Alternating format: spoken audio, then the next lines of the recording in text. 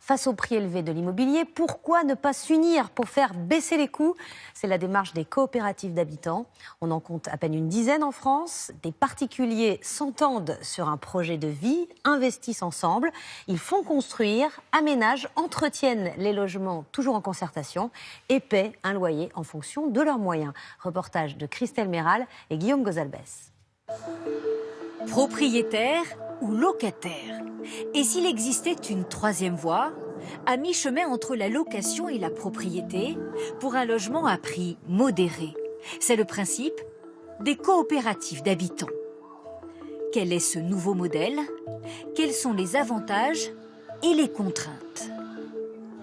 À Toulouse, cet immeuble, pas comme les autres, une coopérative d'habitants. Tess Leduc, retraité, vit ici depuis 2 ans, dans un 43 mètres carrés en rez-de-chaussée. Alors là, vous êtes dans ma pièce principale, disons. Mon petit coin cuisine au fond. J'ai mon petit coin nuit. Et une salle de bain.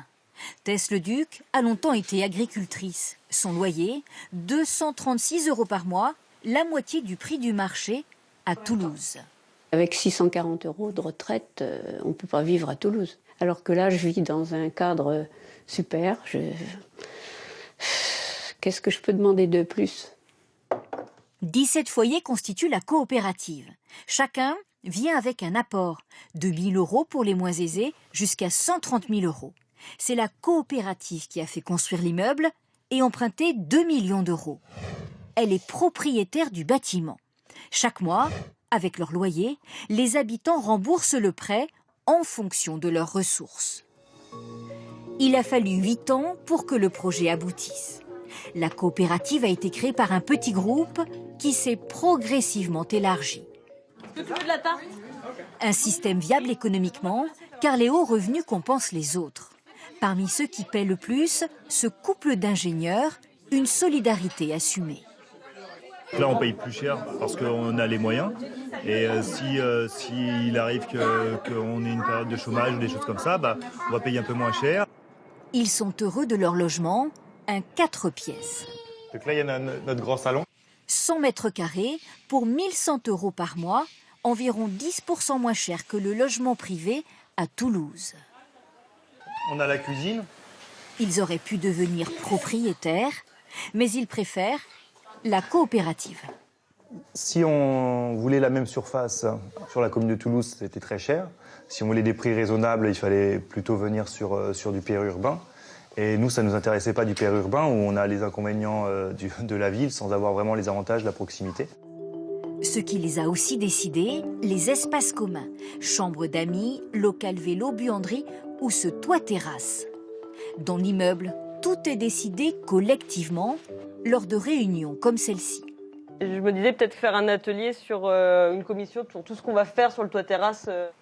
Il existe seulement 10 coopératives d'habitants en France. De nombreux projets ont du mal à aboutir. Les banques sont habituées à avoir des financements assez classiques de prêts individuels particuliers. Aujourd'hui, elles ont du mal à financer un projet, un emprunt collectif. Clairement, elles sont frileuses. Les coopératives d'habitants sont au contraire courantes en Suisse. Il en existe des centaines. Exemple, ce bâtiment au centre-ville de Genève, 350 habitants. Parmi eux, cette enseignante. Véronique Manini vit avec sa fille dans un 100 mètres carrés, 1 300 € par mois. Donc là, c'est le coin cuisine. Un loyer modéré à Genève. Ah, c'est tout bénéfice, oui, sur tous les plans, au niveau de la localisation, au niveau du prix, au niveau de l'espace. En Suisse, les coopératives d'habitants sont encouragées par les communes. Près de Genève, dans ce nouveau quartier, 40% des terrains leur sont réservés. Cela permet aux municipalités de lancer elles-mêmes moins de logements sociaux.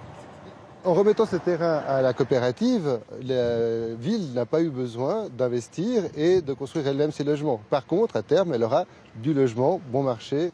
L'État, lui, peut apporter des garanties aux banques. Si en France, les coopératives d'habitants en sont à leur balbutiement, les Suisses sont nombreux à réclamer leur développement. En février, un référendum d'initiative populaire va proposer qu'au moins 10% des nouveaux logements soient construits par des coopératives d'habitants, contre 6% aujourd'hui.